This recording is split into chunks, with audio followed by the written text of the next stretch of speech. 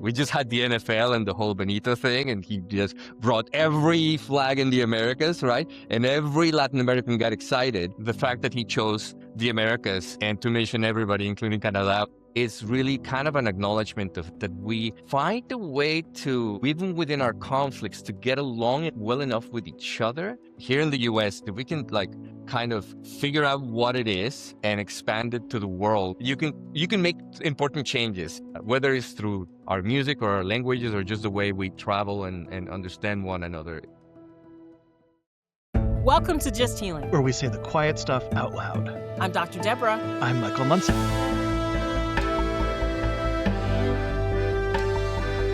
Join us to laugh, cry, cringe, heal. Not necessarily in that order. Hello and welcome to this next episode of Just Healing. And I have an amazing guest today, bringing in some Latin flavor and talking about different things happening in transitions in life. So I'm going to let him introduce himself, and I'm going to give it over to you, David. Yeah, well, my name is David Martinez, and I'm, I guess, technologist and learning to be a filmmaker. I am originally from Mexico City. I came here in the 90s. So I am, dual national, dual cultural, I guess triple, and all of those things. Okay. And you're learning to be a filmmaker. See, I attached to certain words. What does that mean? Tell me. Yeah, after I've been here in Bay Area, Silicon Valley for a number of years now, and my career was in technology, writing code, helping others write code, mentoring developers, and all of these things, and then got married, had kids, and after my divorce, and a lot of work in a startup, I kind of semi-retired and decided what's next, and I wanted to do something that would keep me with people and would keep me physically active. And the startup that I co-founded the last time was in online TV distribution. So I kind of did like an inventory of this stuff. I knew what to do, and I have a face for the back of the camera. So I decided, learning to be a filmmaker would be a good idea. So I joined film school. So I'm a student right now. All my peers are my kids' age. So. But how awesome is that to go do something that you really want to do and be able to tell stories? Because you're going to be able to tell stories that other people can't tell because you have the life experience where these kids don't have Yes. that yet, right? So I'm wondering, what stories are you going to tell people? Well, there's a lot. I like most people from Mexico are like born historians because we have like a really, really, really long history, right? And they teach it to us starting like from the 1300s, right? From before the Spanish arrival and whatnot. We are taught as a continuum. So I've always loved historical dramas from anywhere in the world. I think there's I like all kinds of stories, right? But I'm really attracted to things that have some really good historical basis to them. So showing there's that Santayana is a Spanish philosopher that saying where he says those who don't remember history are doomed to repeat it, and we're seeing a lot of repeating of history lately, and being able to tell like historical things from especially here in the Southwest, right? Like Texas, California. I have like you were if it was like a magnum opus or whatever, Del Toro did Frankenstein. What I would like to do would be some kind of like historical California, focusing on specific people that created California or Texas. I'm because I'm from California, I feel much more comfortable dealing with California history than with Texas without like, getting in lots of trouble. Uh, but, but Mariano Vallejo, right? The last Mexican governor of California has a fantastic history. And if you go to Sonoma, you can see it in museums and stuff. So like epics around, um, big Californios of the time, right? And not just the from the Mexican side, but like Mark Twain, right? Spent a lot of time here in the Bay Area. So like I find the entire period of like the 1800s through almost 1600s, pre-Civil War, right? Really, really, really, really fascinating. Especially when I actually call it history at the edges, right? It's like edges of one culture and another, edges of one type of society and another, and not necessarily focusing on the conflict, but on the human element. I've after being binational and bicultural, I've come to learn that, especially in the relationship Mexico-U.S., we're a lot more alike than either of us care to admit, right? And there's a lot of um, Mexico got its independence in the 1800s, in the 1810s, 1820s, right? Consummated in 1820, and it there was a lot more back and forth than either country wants to like really acknowledge a lot. And you see it if you like take dedicated history courses, right? But even in like the programs, like now that my kids go to college and whatnot, you see programs in American history, and I go like with a dual perspective. It's like, but this is missing and this is missing. And if you go to the places, you see it. And that's why I was saying people should go to Sonoma, right? Hmm. To learn about Vallejo, right? Um, and we just see them as cities, right? Or the bridge, the whatever bridge. And they don't usually go and find out. There's so many stories of so many amazing people that could be done like as epics, that I find that type of stuff fascinating, because it informs who we are today, right? It's not that long ago, 200 years. It is not. It is not. And I'm looking at it, but the world hasn't changed so much. You know what I mean? And the world has such inequalities and voices aren't heard and people are making stances at all these shows. And so how do you think your voice is gonna stand out? I think it's pretty different. I my it's you get into discussions online, right? And the the need for people to take sides often, when you're bicultural and you love both your countries, right? It's almost as if you were asked, who do you love more, your mom or your dad? Well, that's not a question, right? But you do have, especially if they've had conflicts in the past, right? Every child of divorce knows this, right? You Mhm. do have, you do get to see both perspectives. And with nations and with cultures, it's really no different, right? And especially when, and I think this is especially relevant for our countries today, because uh, uh, so I think I mentioned it to you once, a while back, that if when all of the powers that want to manipulate or want to push our countries in one direction or another, and that have over the years, right? And that's why history is so important. At the end of the day, uh, Mexico and the U.S. and Canada too, right? We're going to live next to each other Mhm. forever, right?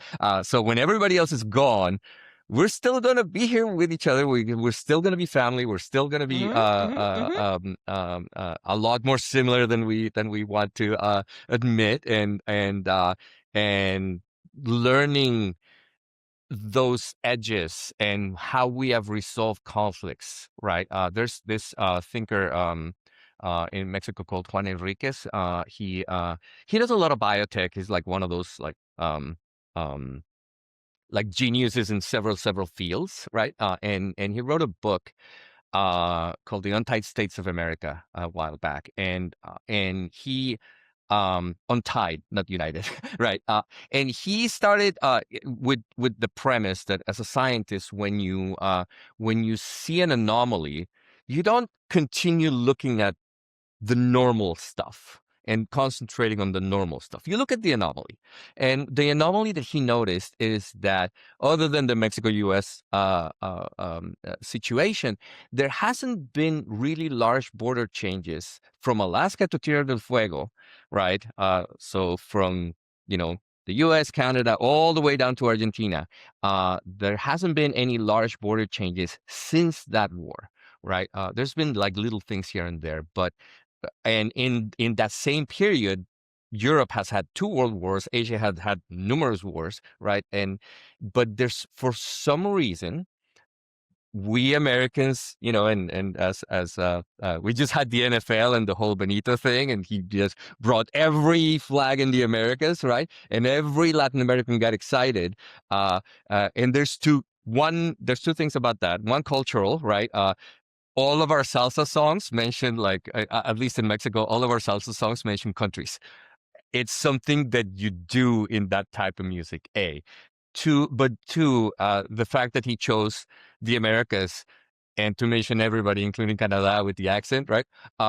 Is really kind of an acknowledgement of that we find a way to, even within our conflicts, to get along well enough with each other that we don't necessarily want a war that will change a border, right? Hmm. Permanently. We would rather like have the community living there because we are all multi-ethnic, multi-language, right? Here in the U.S., even with all the push for English only or whatever, and try not to get into politics, but still, right? There, if you go to native reservations, they call themselves the 500 nations, right? And Hmm. there's several languages still Hmm. spoken. In Mexico, we have 68 plus Veneto from the 1800s called Chipileño, and Mexican Tlodich, which is the Mennonite language, which is similar to the Dutch here in the guys that make furniture over in right in Pennsylvania, right? And those are similar people, and they're across two borders. Not too long ago, Mitt Romney, when he was running for president, he has a Mexican cousin because there's a community of Mormons in northern Mexico that has always been there. There's off of Coahuila, off of Saltillo and Coahuila, which used to be Coahuila, Texas, right? And then Texas split off, right? There's a black community called Moscogos, and they celebrate Juneteenth. And until the 90s, they didn't know why, right? So there's all these communities that are constantly moving around, right? And somehow we, even with like so much of the world trying for it, we haven't had the same type of situations in Europe. So what this guy was saying, this is an anomaly. This is something that is worth understanding and is worth teaching, right? Because if we can like kind of figure out what it is and expand it to the world, then world peace. It's you can make important changes uh by teaching, whether it's through our music or our languages or just the way we travel and understand one another. Well, I film think film it's does that. impactful. Yeah. Yeah, film does And that. Film yeah. is film is so important in doing that. You talked about Del Toro, and all these people Yeah. made great impacts. Rodriguez, right? And Hmm. in their Yep. filmmaking and their stories, right? But how I wonder, and I because I watched the whole thing, and we talked about the Bad Bunny and the Super Bowl and all that stuff. Yeah. Well, I wonder what an impact that will be coming from another person who's a Latina filmmaker, right? Is saying in a different part of his life, saying all of that. How are you going to channel that knowledge into something that can really benefit people and help people? Yeah. Yeah. I think it starts with human values, right? Like Del Toro is really appreciated all over the world because he says he talks about stories about magical realism. I mean, Yeah, like the Shape of Water, that is magical realism right. in the same way like Water for Chocolate, right? Is magical realism. It's just and what he did that was amazing is create a magical realism story completely in an American context, right? There's not one Mexican in in uh, in um in The Shape of Water. And when they asked them, but that's not, of course you get people also in Mexico that complain about that kind of stuff, and they're like, but that's not a Mexican movie. And he says, it's a Mexican movie because it's my story and I made it. It is magical realism, and it's the same topics that we always are talking about on the Latin American side. It's just told in that context. So being able to bring first from the human element, a lot of the stuff we were talking about how film is so important for telling stories visually. You can allow a lot of subtext, and I think Del Toro, whether it's Frankenstein now or Pinocchio, dealt with some really heavy issues in a way that children could understand it, right? And The Shape of Water, you can add a lot of subtext to teach people about just basic shared humanity and human values. Uh, it's done. What I find that is missing though is a lot of people are not very um, good with subtext, right? Like they understand it in a human level, and it hopefully makes them a better person, right? Mhm. As they learn about these things, but they don't necessarily tie it to the here and now, right? And a lot of these things, when you so if we were to treat things a little bit more explicitly with through like historical epics, which why are we making historical epics about England and France and all these? They're wonderful, they're great, but we're not making historical epics about the Southwest, right? Or about Latin America, right? There was one that was didn't get a lot of great reviews in Mexico about the Cinco de Mayo battle that I quite enjoyed, but it didn't make a lot of money, right? So they're not.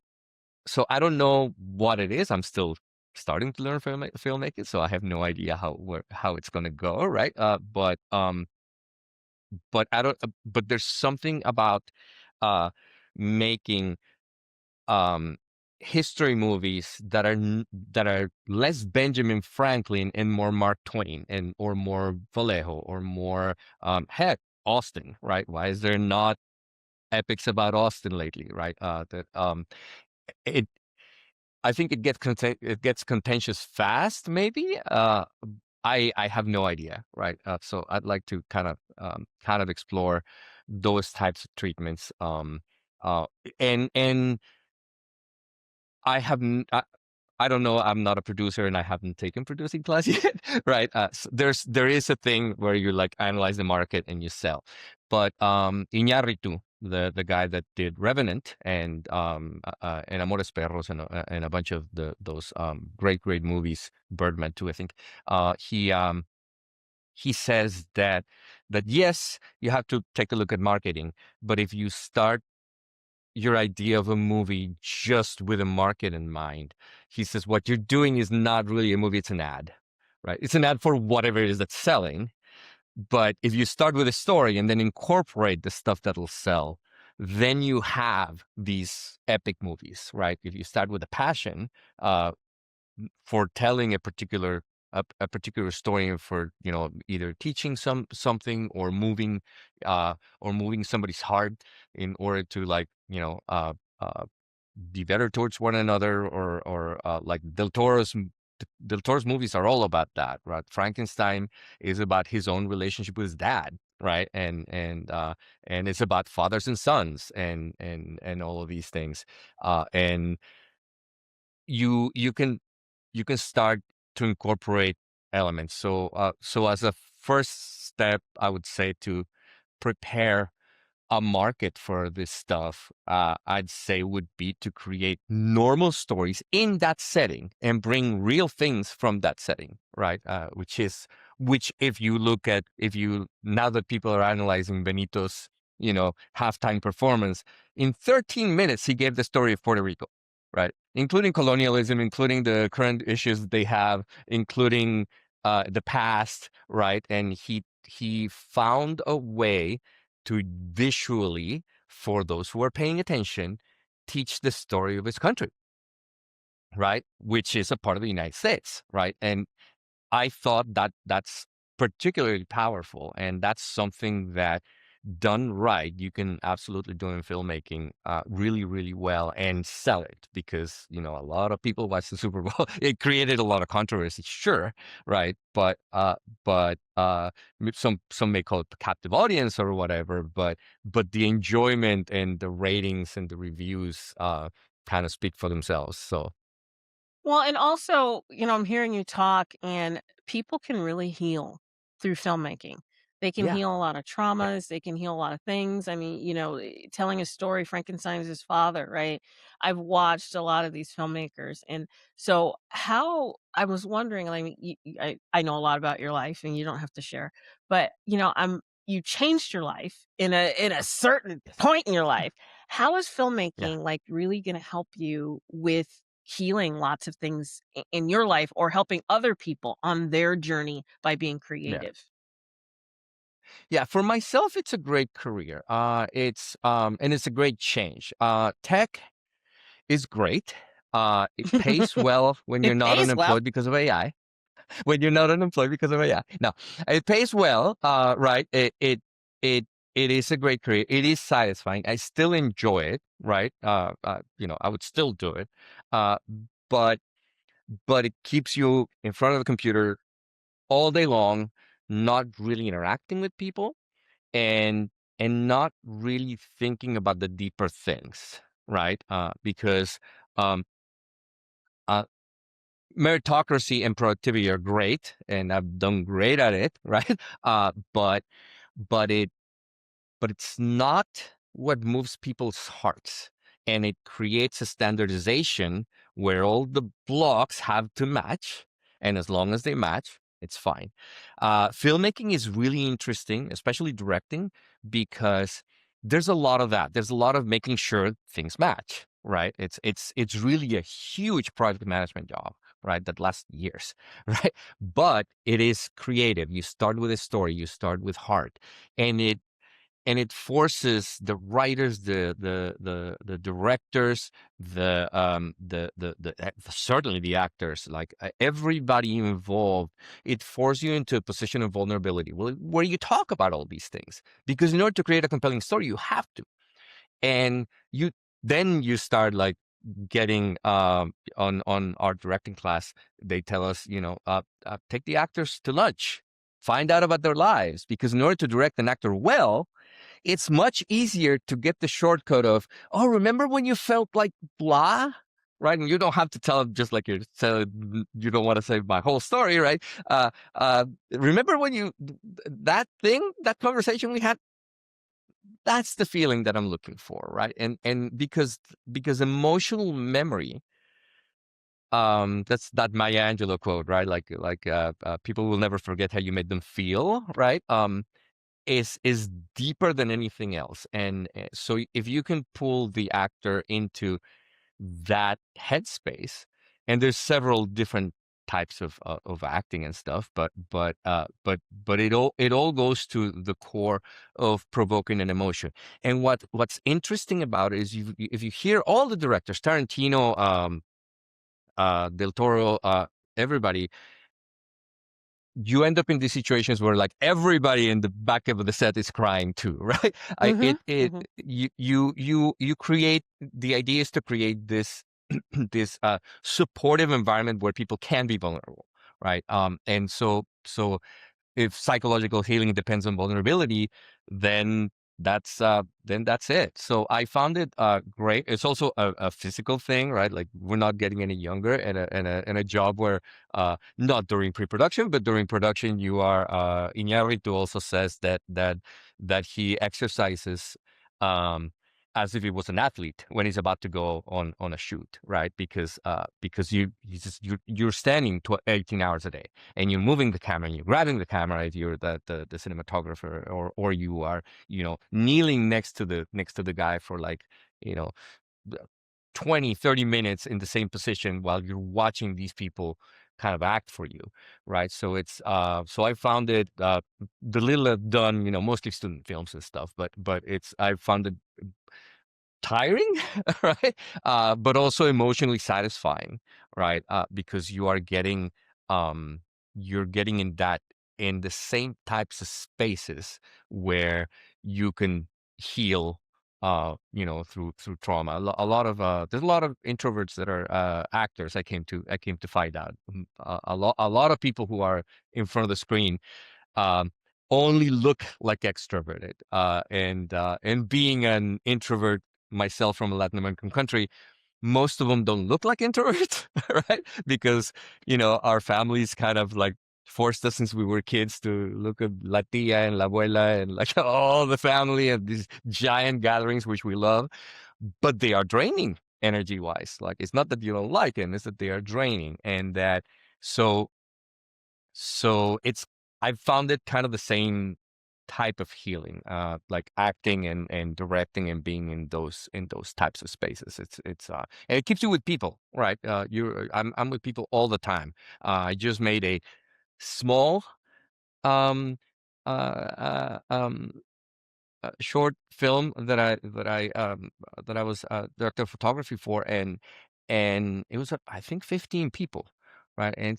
that's small. That's very small, right?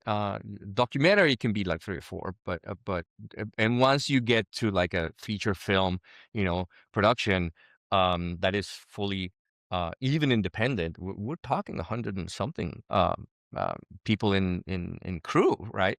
And so that's why the budgets are so big, but it also means that you are dealing with a lot of people at the same time. Um, uh, a lot of people talk about the male loneliness epidemic and all these things. Hmm. With working in settings where you are asked to be empathetic and express or see other people express emotions, even uh, throughout the entire shoot and during pre-production while you're planning all this stuff, uh, is healing in itself, because we don't heal by ourselves, right? Psychologists can help, sure, so you can talk it through, but it is in the practice of being with others and trying to, interacting with the crew, that is where you get, you know positive things happen. So, of all of that, what is your dream project?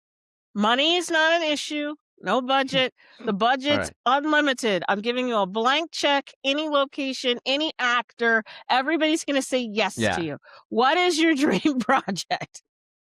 Dream project. I have this, and I don't know his story very well yet. But he's very controversial, and it's in Texas, and I'm a Californian, so there's that. But there's this incredibly important person that nobody talks about in either country, and his name is Juan Davis Bradburn. Juan Davis Bradburn. Well, Vallejo is one for sure, but Juan Davis Bradburn is like the thing that I would really have to go research and first see if it's even possible. But Juan Davis Bradburn was a Virginia ex-slaver, right? And Hmm. he repents, and throughout his time in the U.S. military, he meets um oh gosh, Iturbide, Agustin Iturbide, which is Spanish general. So that's the setup, right? It's just socially, right? Like military people meet each other, right? So when he hears that, independence is brewing in Mexico and whatnot, and he has recanted from his time, he sees this multiracial country, all of them, fighting for the same cause, and he keeps in mind the what we call in U.S. history the original sin, right? him having this in mind, he says, this is an opportunity to create something new, and he goes and fights with first in Texas, right, with the anti-Spanish rebellions that happened there, and then he joins the Mexican army under Vicente Guerrero, who is an Afro-Mexican general. So you have a white slaver working on white ex-slaver working under an Afro-Mexican general. They are quite successful together. They everybody in the independence war is not like the U.S. independence where like everybody that was a protagonist survived, right? Most of the people that started were dead. The Spaniards were very effective. They had enough forces, but throughout this entire time, Vicente Guerrero's army is the one that prevails, because it is a explicitly mixed army where the general, I don't know if the fact that he was Afro Mestizo had anything to do with it, but everybody was really pushing together for the same thing across all backgrounds. So that is the mind space that you have to kind of understand about Bradburn. Now, Bradburn is the villain in the Texas conflict.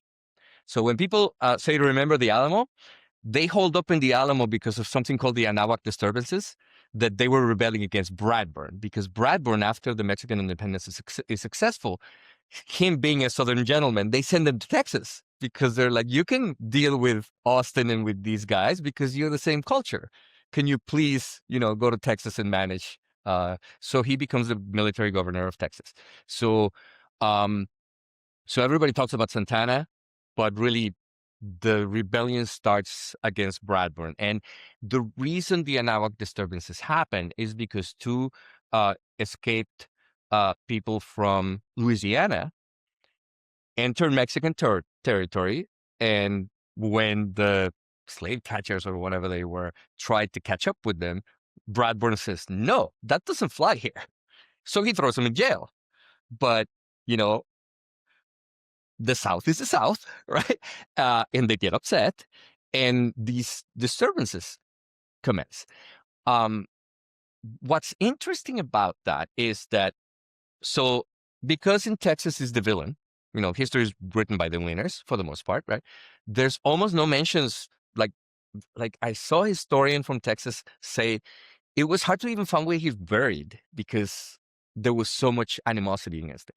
But the interesting thing about it is that he's also not mentioned in the Mexican story because but he's crucial to Mexican independence in a way that nobody in Mexico mentions either, because him being a friend of Iturbide, when Mexico is finally like doing the last fight, Spain sends Iturbide with a huge army, right, to fight the insurgents that they called the Mexican Independence Army. And Bradburn tells his boss, Vicente Guerrero, hey, you know what? He's a royalist, like he's for like the king and stuff, and we want like independence from the king, and that's awkward. But he's a liberal, and you're a liberal too. You should start writing letters to each other, and I will make sure they get there because he's a friend of both. So they start sending each other letters. It is thanks to Bradburn that the royalist army switches sides completely and enters Mexico with the insurgents together. So imagine, to put it in an American perspective, imagine if the leader of the army at Concord had switched sides and fought with Washington, and they had marched into Philadelphia, right? Like the independence would have been fait accompli without an army. You lost Spain lost their entire army over a hug. They call it the abrazo de Acatempan is where it happened. The Acatempan? Jesus Christ, it's really hard to say. But that's so anyway, actually very fascinating. Like that would be such a good story to tell. A movie about that guy? Because by the way, neither country, as I was saying, were a lot more similar than we care to admit, right? Neither country will acknowledge him. To Mexico, it's very uncomfortable to admit that an American was instrumental in finishing the fight, even though he was Mexican. right? Because he had switched citizenship, or whatever. I guess they were still becoming independent, but he became one of the most committed Mexicans, right? Just like any new convert, he was like probably too aggressive on his responses to the Texans, and maybe that's why they are so upset. But yeah, neither country kind of wants to talk about it. So that would be like a fascinating character to make a movie about. It would be an epic film, and I definitely know I'd watch it, but I would have to be in it in, the costumes and everything, just to let you know. Just like if you ever win an Oscar or Golden Globe, I am saying it publicly, I am Oh, your date. oh, So I am going, oh, going, thank you. going. Yes. So anyways, with all of that fantasy and fun that we are giving, is there something you want to leave our audience with? Yes. Let's see. Well, mostly, uh, the Super Bowl halftime show, right? Love is stronger than hate. MLK actually, Martin Luther King said it as for me, I decided to stick with love because hate is too great a burden to bear. A quote from a book. It's a book by Angeles Mastretta. It's called The Emotion of Things. So anyway, the quote, and that I carried I carried on a note during like after my divorces. I was like rebuilding my life. But it says, I commit to living with intensity and joy, to not let myself be vanquished by the abysses of love, nor by fear of love falling upon me, nor by abandonment, not even by the torment of upset passions. I commit to forgive abandonment, to not disdain anything that moves me, dazzles me, breaks me, or makes me happy. I promise a long life and long stories, and I will not abbreviate anything that must happen to me, not the pain nor the ecstasy, so that when I'm old, I will hold the detailed story of my days as delectable. So just live fully, express your full range of emotions. It's okay. And yeah. That's beautiful. Well, thank you, David, for coming on this episode of Just Healing. And how do people get in touch with you? Well, I made a kind of like a portfolio site that doesn't have a lot of stuff yet. It's davidmartinez.film, and that's where I like put my filmmaking socials and all that stuff. Awesome. And in LinkedIn I show as a startup advisor and stuff because yeah. Yeah, but you had a amazing career as that, and they all go together because they make you who you are. But what a great way to show middle-aged people or people in our generation that you can be anything you want to be and change and adapt, and the world is not over, right? So thank you Yeah. for that. Yeah. And thank you for joining us Thank you. on this episode of Thank you. Just Healing.